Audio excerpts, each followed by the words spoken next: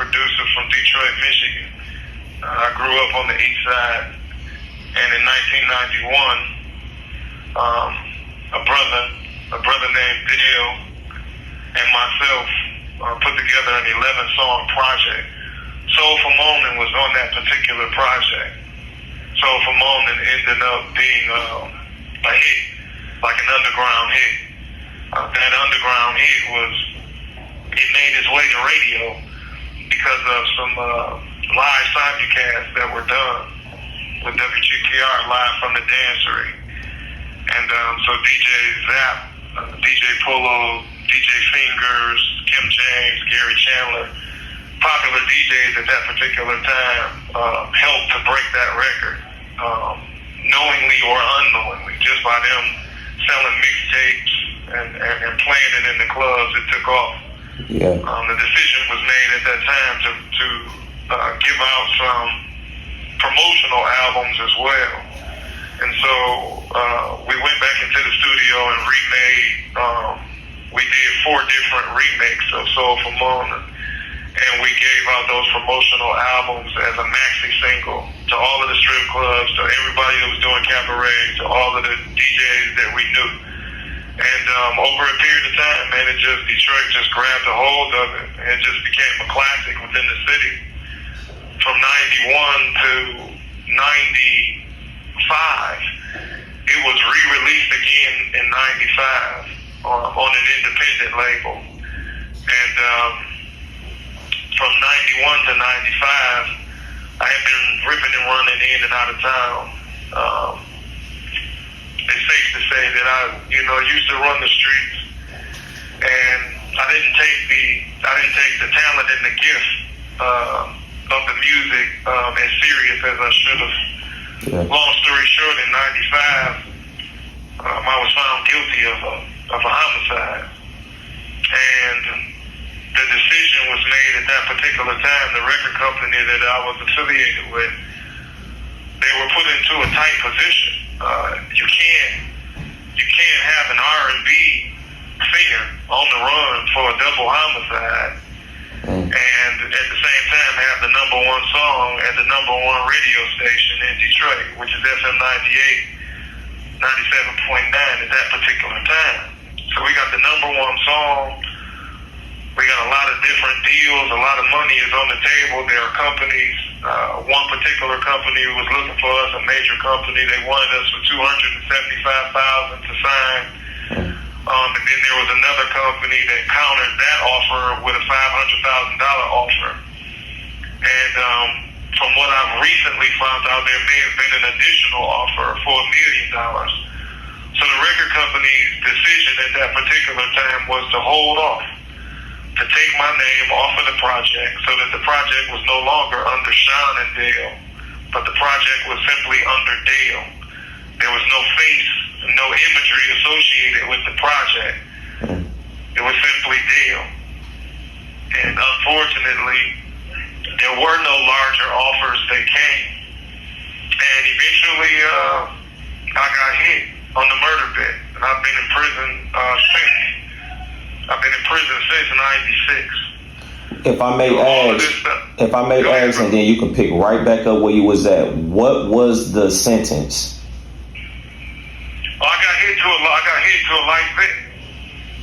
So they gave me a life bit, by which obviously there are appeals that are still taking place. Yes, sir. So I don't go too much in depth into the dynamics surrounding the case.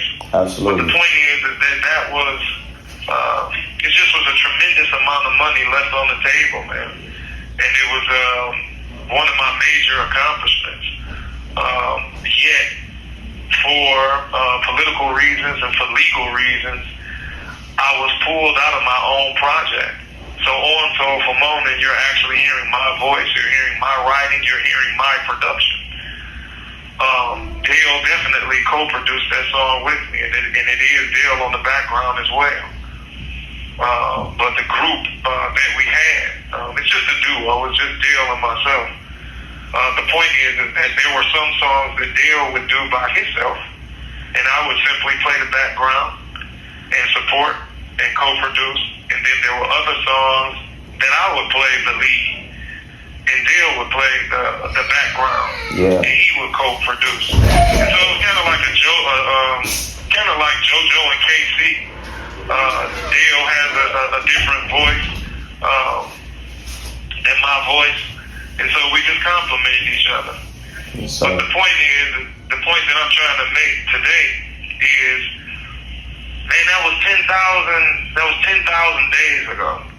You know what I'm saying? I've been incarcerated for over 10,000 days, over 1,500 weeks. I've been incarcerated. I'm approaching 29 years of being locked up. And what I'm trying to do is that let some of the newer brothers that are coming up, although they may think that where you was doing R&B music and we do hip hop, the only reason why Soulful Moaning lasted is because Soulful Moaning is not traditional R&B. no, Soulful right. Moaning is strongly influenced by hip hop. It doesn't obey any of the rules of traditional R&B music. It's a hip hop record, and it's in that spirit of defiance. It's in that spirit of Detroit.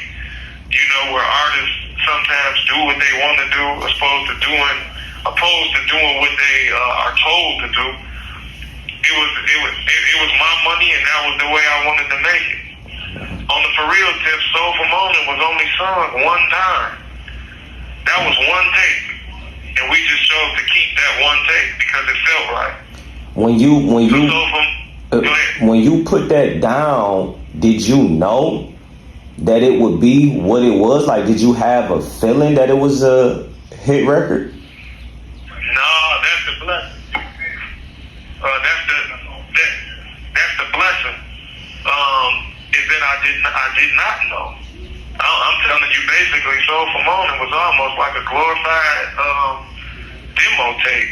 My objective was to search for a record deal and just using Soulful Moaning and the other 10 songs that were with it to just use that in an effort to get a deal. The people determined that it was something special. The people determined that. I did not know. That was my first time, that particular project, which was released on TMS Records. The project was called Simplicity. So my objective was simply to go to the studio to get out some ideas that I had in my mind. Yeah. Just to get out some ideas. And it just so happened that it was something special about Soulful Moaning, the manner in which it was made and the manner in which it was performed. And it turned into a hit. I did not know that it would blow up and be as big as it is, and I didn't know that it would last this long. So just to interject and kind of, last time we talked, we kind of brung up the Big Sean situation and how Soulful Moaning still have legs leading all the way up till today. If you can kind of just walk us through that situation and, you know, maybe the business side of what you had to do in order to benefit from that situation. Well, the point is that writing is most what I hang my hat on, my ability to write. There are people that are in the industry currently that I have on the low ghost written for. And there are contracts that are signed where I can't reveal who those people are. But writing is what I'm best at. With that being said, I control over 130 copyrights. Some of the music is instrumental, based on my production, and other music is just lyrics, poems, things of that sort. So I have a bunch of intellectual property. That's what that's referred to as. With that being said, I believe that Big Sean was looking to put out his Detroit 2 album, and what he said is that he was looking for all of the music and different artists that influenced him, and music that he came up listening to. And so the decision was made for, I don't know, Def Jam, Rock Nation, those people to reach out to find out who was the actual controlling parties that owned Soulful Moaning. And eventually they got to me, and there were negotiations made from representatives for people that represent me, and that deal was inked. he ended up taking what feels like a Soulful Moaning remake because he used so much of the sample. Man, he used a lot of it, man. Turned it into body language. Yeah. Which was cool because Ty Dolla $ign and Jhené Aiko was on the track, so it gave me access to their markets. Because although my music was big in the United States, it has a stronger presence in the Midwest because we got an opportunity to do tours, to do a few dates with R. Kelly, to do a date with Digital Underground, to do some stuff with Jodeci, a few after parties with Jodeci. Was Tupac with Digital?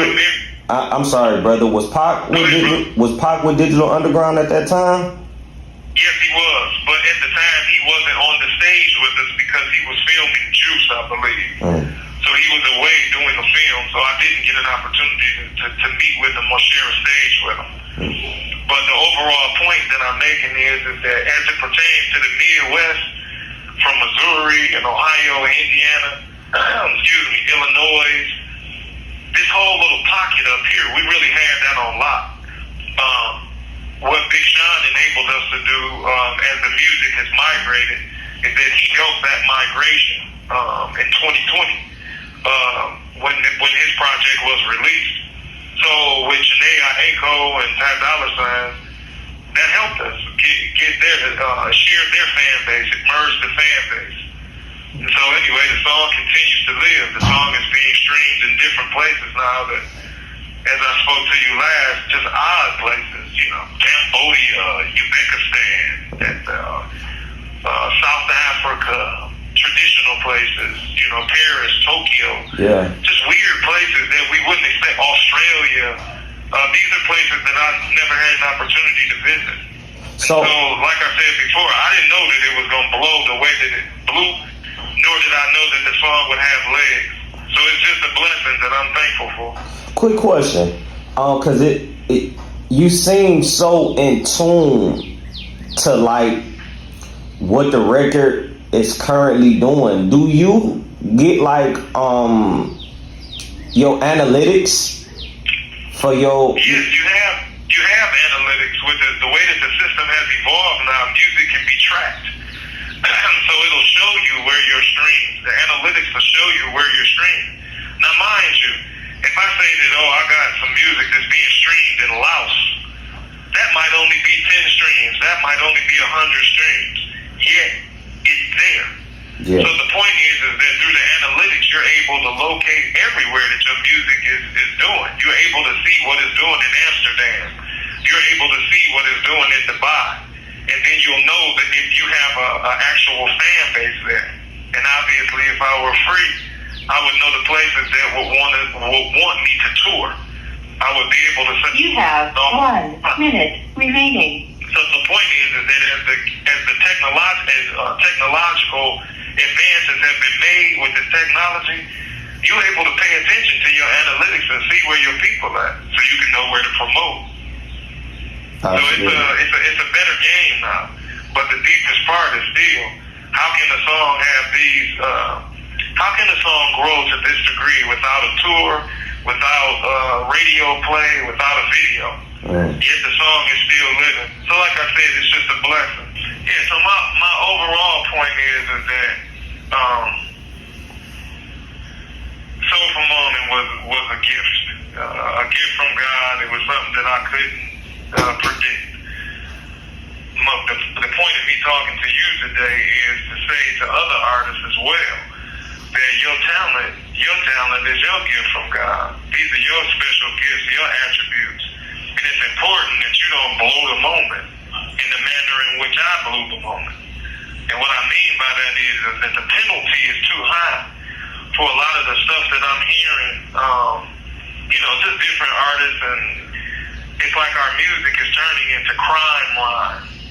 And for me, as an older brother that's looking back, I just don't want our younger brothers to take an unnecessary risk with some of the lyrics, some of the stuff, some of the subject matter, some of the shit that you're describing in the music can get you in trouble.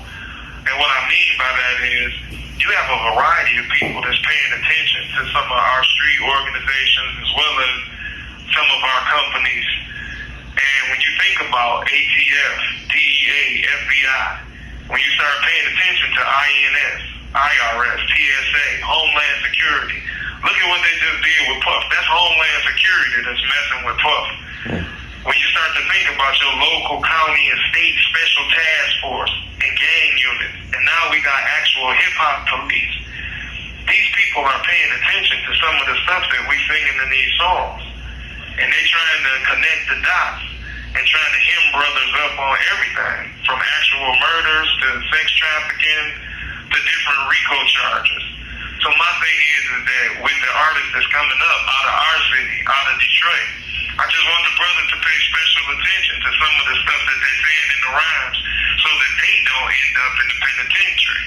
You know what I'm saying? Like I told you earlier that was, I'm over 10,000 days in on a life bit. That's approaching 29 years, man. That's 29 summers, 29 Christmases, 29 Thanksgivings, 29 Super Bowls, 29 NBA Finals. You know what I'm saying? Like, I've been in here for the totality of some people's whole careers. For Allen Iverson, Kobe Bryant, their whole careers. Tom Brady, Peyton Manning, Drew Brees, whole careers. LeBron James, whole career. So the point is that we got young and gifted, young black and gifted brothers coming up. And I want to see those brothers make it.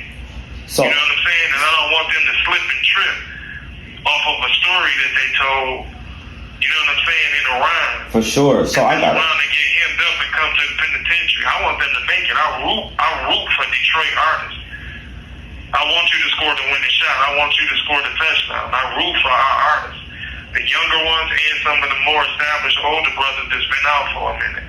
I root for us. So I just don't want us to slip and trip, and that's why I say what I just said. Yes, sir. I got a question, right? Go ahead, brother. So we understand that a lot of the push and promotion behind these records come directly from the labels.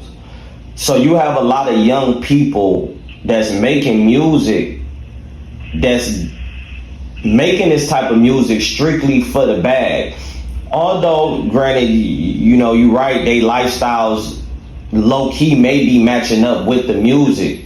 My question to you is, when conscious music or music that's not talking about sliding and spinning the block, or, you know, young ladies talking about, you know, their bodies and stuff like that, when that type of music is what they want you to make, how do you still figure out a way to navigate and you know what I mean, make it profitable to make good music, quality music? Listen, it's I don't knock nobody for however they get the bag. Your subject matter is your subject matter. If you're just a good storyteller, what I'm saying is your life don't have to match up with it. I'm saying you really don't have to be carrying sticks, hanging out windows, drilling. You don't have to do that, is what I'm saying, for those that's thinking that they really got to stand on that and really got to do it. Now, your creativity, all I can say is there's no two snowflakes alike. Of all the snow that falls in Detroit, Michigan, it ain't two snowflakes that fell that was the same. What do I mean by that? You're an individual. What makes you marketable is because you are you. Stand on the truth of who you are. And I think that you'll figure that out. You'll figure out what you want to say when you get, you know what I'm saying, these days 2 minutes and 30 seconds on a track. You got 2 minutes to speak to the world. What you gonna say? Just stand on the truth of who you are. That's what I'm saying. Yeah. Now I'm saying that if your music does reflect a criminal element, I'm saying let us not get to the degree where we describing open murders in songs. That's what I'm saying. If I have to say it bluntly, some shit you just don't say. You know what I'm saying? And I'm also saying pay attention, have pride in your city. Think about this, man. Think about this. I love Dr. J. This is a billionaire man. A billionaire man. Respect him. Respect his contribution to hip hop. But have you ever really looked at the foundation of G music? G music is really Detroit made in the foundation of West Coast rap is really Parliament and Funkadelic. That's George Clinton. George Clinton and all of the Parliament, Funkadelic, and Brad the Funkenstein, those groups come from Detroit, Michigan. So what I'm saying is that the foundation of G-Funk is D-Funk. Same thing when you go to the other coast. Let's look at what they refer to as the God MCs, certain 5% rappers. You know what I'm saying? From Wu-Tang to Method Man and Busta Rhymes, Nas, AZ. The foundation of that has now bled into programs such as Power, when brothers are on there speaking in code, Supreme Mathematics. Where do Supreme Mathematics come from? They come from the Nation of Islam, which is founded by who? Elijah Muhammad, who supposedly met Master Farrar Muhammad. Where? In Black Bottom, in Detroit. So the foundation of the 5%, the foundation of some of our East Coast legends, the foundation comes from Detroit. You understand what I'm saying? Yes, sir. Yes, sir. Now, I don't know. I love Spike Lee no different than I love every brother that I've mentioned. But even in the movie, Malcolm X, if you read Malcolm X's autobiography, Malcolm X's street name wasn't just Red. It was Detroit Red. You understand? Detroit Red. So what I'm trying to say is to our up-and-coming artists, man, you got a strong history. The history and the culture of Detroit, Michigan has bled into the foundations of East Coast rap. It's the foundations of West Coast rap.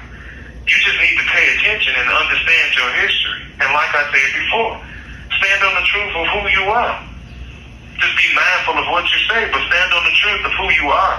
The only thing that makes your music different than another man's music or another female's music is the fact that it's only one you. How many songs come out a day? Google that. I believe it's going to be something over 100,000, maybe 100,000, 120,000 new songs come out every single day. Whatever that stat is, what makes your music different than them? What's going to make your music stand out? If you got over 100,000 new songs that are coming out around the world every single day, you know what I'm saying? You can lease a beat. You can lease a beat, record that mug on your phone, and do a video and post that bitch on YouTube in a day. For real. So this is how music is coming out so quickly. So what is it about your music that makes it different from everybody else's? It's because it's your music, man. It's because it's you. And so that's all I'm asking some of our up-and-coming artists, as well as the brothers that's in the game, that's dominating the game right now in Detroit. Stand on the truth of who you are and understand the history of our city. Our city is rather big, bro. Yes, sir. Yes, There's a lot of people in the industry that pay homage to the 3 A's. Anita Baker, Aretha Franklin, Aaliyah, and Alicia Myers. All of those ladies come from Detroit.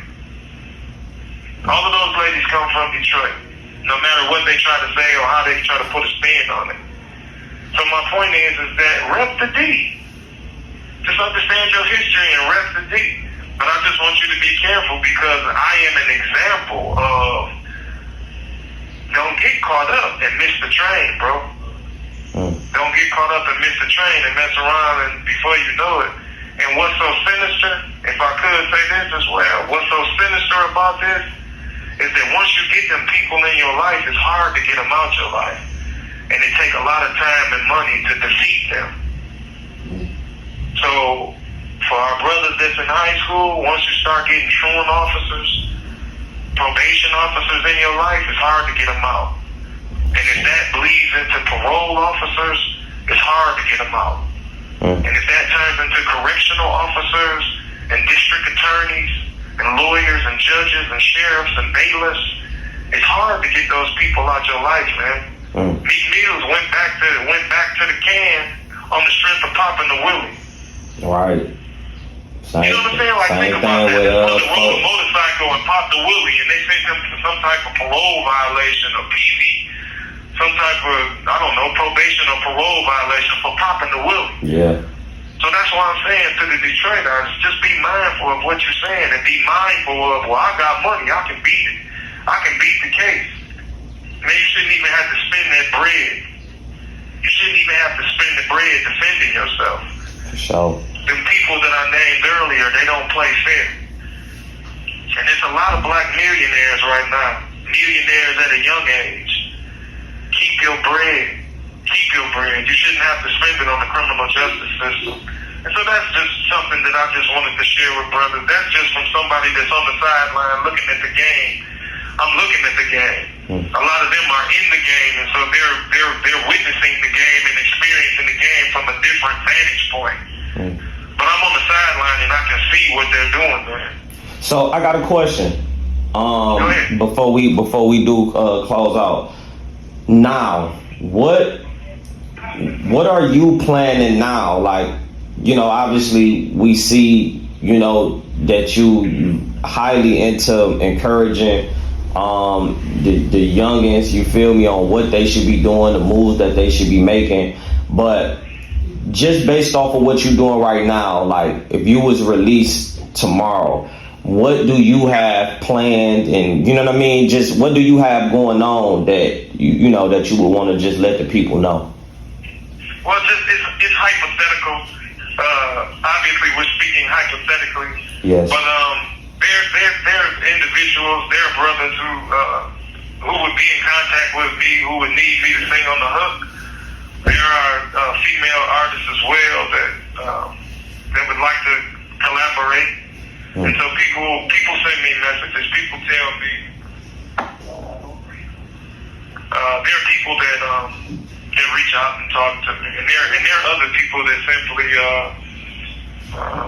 based on the niche feelings and controversy surrounding my case. Yeah. There are people in the industry who simply is not in their best interest to stand by me right now.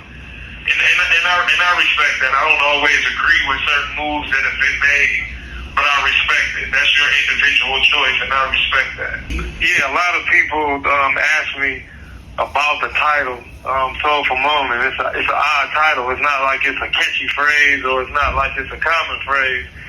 I guess there were a lot of songs that I was listening to at the time from old school people like Roberta Flack, Michael Franks and Quincy Jones. All of them have songs where they were mentioning moaning, so for whatever reason that was on my consciousness. But what I knew is that I would have to give a description. So basically when you hear Soulful Moaning, I'm almost giving you a definition in the first verse. Because the first verse, if you think about it, soulful moaning is when people lay and play with each other undercover, such pretty lovers, licking navels or playing footsies under the table. Our bodies are able to achieve high levels of ecstasy, you and me, and know how we can soulful moan. It sounds like this. So that was the point. Yes, sir. The point was I knew that I would have to give a description of what it was, and it worked. I don't know what to say other than that. It worked. It resonated with the people. It resonated with the females, and so it worked. It definitely worked, brother. I ain't gonna lie, man. Even just this past 4th of July weekend at nighttime, like, man, I done heard it like 2 or 3 times. You know, it was just funny that we just had this opportunity, and then right after, you know, this is what you hear. So, it's definitely appreciative. Yes, sir. I appreciate all the love. I appreciate that wholeheartedly. The original objective, again, was just to make something that would resonate in the hearts of the people in the city and abroad. And so it has taken flight, and so I'm happy about that. That particular song and other remixes of it is available on the Soulful Moaning Reincarnated project, as well as there was a time initially when I came in when we were allowed to record. And so there's some recordings that I did in the pen as well, on a project called Dilemma, Torn Between Two. There's some songs on that project as well. So if people was just wanting to hear what I had been up to, it's been a while, obviously, since I've been able to put anything additional out. But I do have a large library, and I do have other recorded songs, projects that we were, Dale and I were working on in the mid-90s. So I do have other material to put out, but it's just been, it hasn't been the appropriate time. But I definitely appreciate all the love, and I appreciate being remembered, and I'm happy that people is able to vibe to the music. Yes, sir. If I may, and you know, this could stay. I guess afterwards we'll be able to have that conversation. But if I may ask you, what's your relationship today, you and Dale? It is strained. It is very strained because a lot of dreams. We had collective dreams together, what we wanted to do musically, and then we have our individual endeavors, individual dreams. And unfortunately, when I caught this case, brother, it crushed all of that. It crushed it because he couldn't get out of the shadow of my actions, nor could he get from up under the shadow of Soulful Moaning, if you think about it. He's been free for the 29 years. And unfortunately, he hasn't been able to make music that will resonate with the people to the degree that Soulful Moaning did. So you know what I'm saying? So it's there are creative differences. There's some level of bitterness and resentment and disappointment. Just mixed feelings and controversy. And it's understandable. You know what I'm saying? It's definitely understandable. So that's the negative side of what has happened. Yes, sir. Yes, sir. Nice meeting you, brother. Salutations. I like what you're doing, man. Gratitude, big Let me brother. know when you need me, brother. I always got an opinion, man. Yes, sir. Yeah, I'm gonna be tapping in for sure. Peace, bro. All right, man. Peace. All right.